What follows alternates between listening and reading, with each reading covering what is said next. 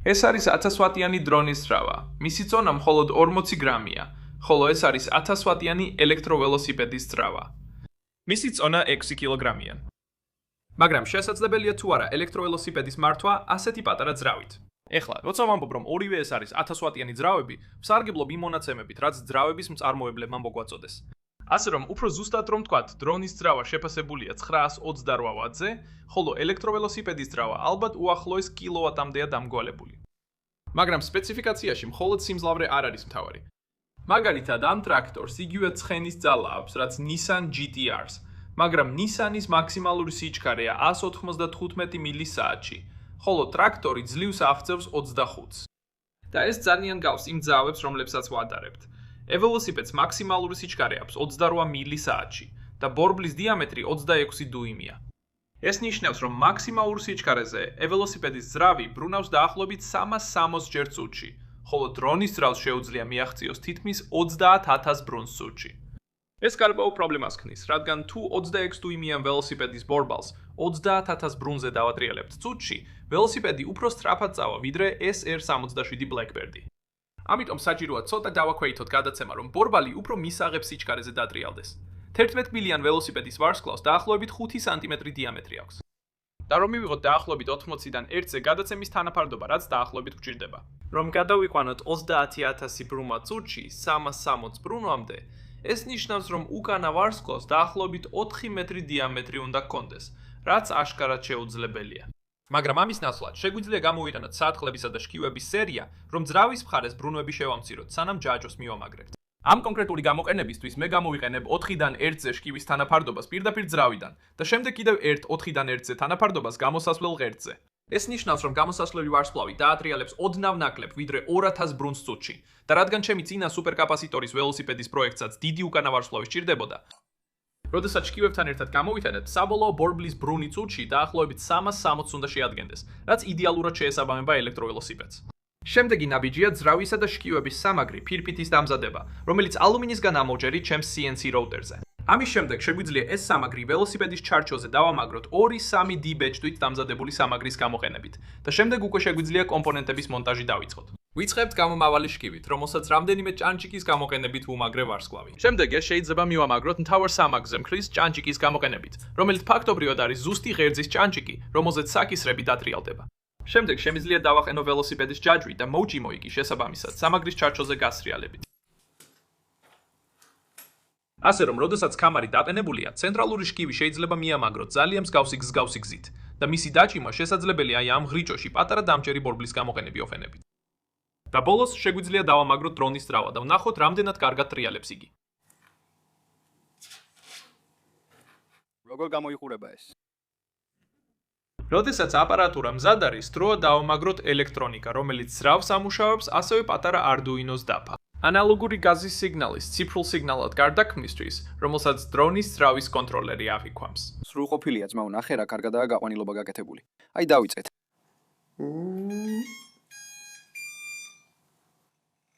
ის იწყებს მოძრაობას, მაგრამ არასწორი მიმართულებით მიდის.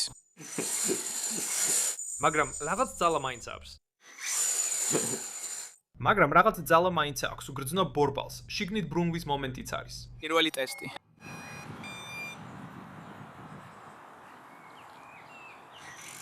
აი. შეხედე ამას.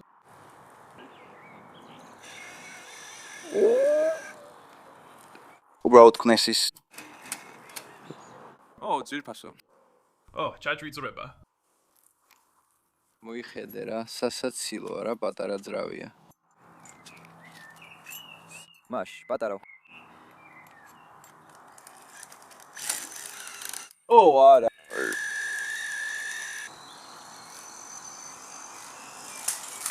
ძვირფასო. ძვირფასო. არა.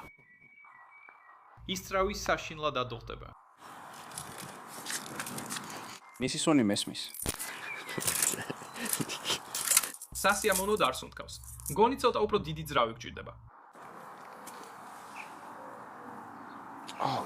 ხო, ანუ კი, შეგიძლია კვერცხი შეწვა ამაზე. ძალიან ცუდი სუნი აქვს, არა? ასე რომ აშკარად გჭირდება ახალი ძრავი მეტი ბრუნვით, მაგრამ ასევე ისეთი, რომელიც ამჟამიდელ ძრავის სამაგრზე მოთავსდება. ამიტომ ვიპოვე ეს ძრავი, რომელიც ასევე დრონებისთვისაა განკუთვნილი და ის მხოლოდ ოდნავ დიდია წინა ძრავზე. თუმცა განსხვავება ისაა, რომ ის მხოლოდ 15,000 ბრუნამდე ტრიალებს, ნაცვლად 30,000-ისა. თეორიულად, მაქსიმალური ბრუნვის ნახევარზე ძრავმა იგივე სიმძლავრეზე ორჯერ მეტი ბრუნვის მომენტი უნდა მისცეს. ეხლა ვამბობ თეორიულად, რადგან ამ ძრავებზე მითითებული 1000 ვატიანი მაჩვენებელი სინამდვილეში ელექტრული სიმძლავრისთვისაა და არა რეალური ფიზიკური გამომავალი სიმძლავრისთვის. ეს რომ ერთადერთი გზა ამის გასაგებად არის მისი გამოცდა. ასევე გადავიტანეთ ძრავა და შკივები ველოსიპედის სხვა ნაწილში, რომ ჯაჭვი შემემოკლებინა და ასევე თავიდან ამეცილებინა მისი ჩარჩოზე ხახუნი. რაც იმედია შეამცირებს მის ჩამოვარდნის შანსს.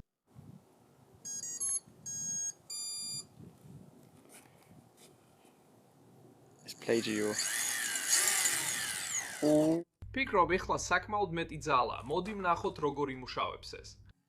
წარმატებებს გისურვებთ, ბატონო. გმადლობთ.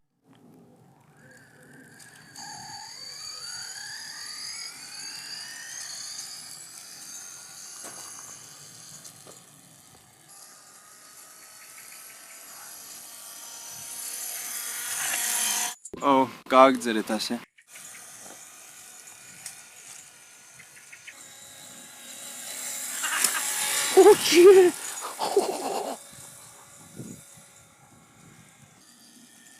მას კიდევ უფრო მეტი სიჩქარე აქვს ვიდრე ამას.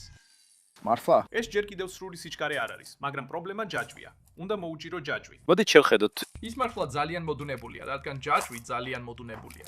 ის ურტყამს ამ ბლოკს. ხედავთ, აქ ურტყამს ბლოკს, ამიტომაც არის ასე გაწვეთილი. თუ აქ კამარს შეხედავთ, უფრო იქეთ მხარეს ჩანს. ხედავ ამას. უბრალოდ ყურადღება უნდა გაამახვილო მას. ხო, ესეა. აშკარად არ დამიგეგმავს, რომ აქ დამემაგრებინა. საჭირო ისეთი პატარა ბობინი, როგორიც იქაა. ხო, adzიე. უბრალოდ ასე ზემოთ დაჯდება. ფიქრო კი. ჯაჭვი ცოტა უფრო დაჭიმე. კი, კიდევ ერთი გასვლისთვის გამოდგება.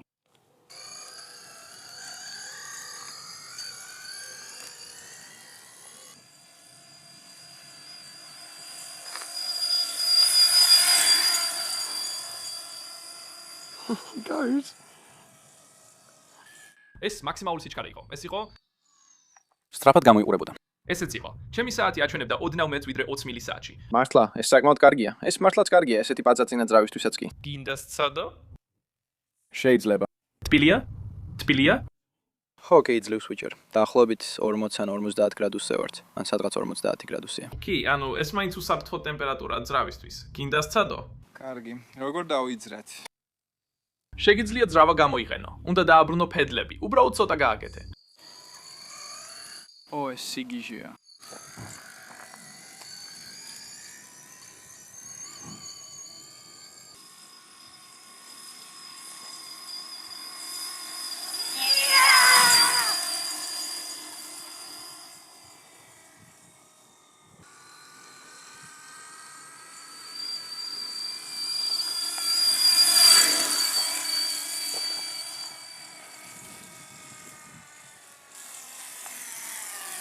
ეს ფანტასტიკურია. ეს ნორმალურია, არა? მეტად მეტი ბრუნვის მომენტი აქვს ვიდრე ველოდი. მეგონა სიჩქარის აკრეფას დიდი დრო დასჭირდებოდა, მაგრამ პირდაპირ იწყებს სვლას. ეს მართლა ძალიან შთამბეჭდავია. ცხელია?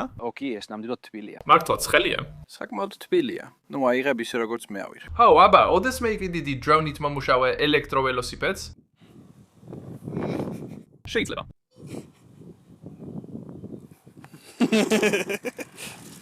დარწმუნებული ვარ, ყველას გაინტერესეთ, როგორ შეედრება ეს ელექტროველოსიპედის ძრავს. მოდი ვნახოთ drag race-ით.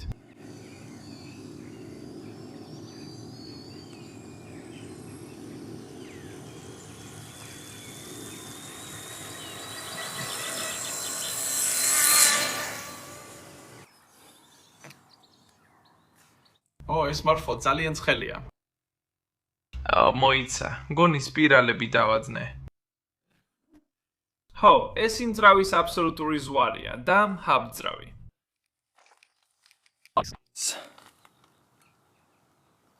ცივია. ზუსტად იგივე ტემპერატურაა, როგორც ველოსიპედის ჩარჩო, სრულიად გატინგულია.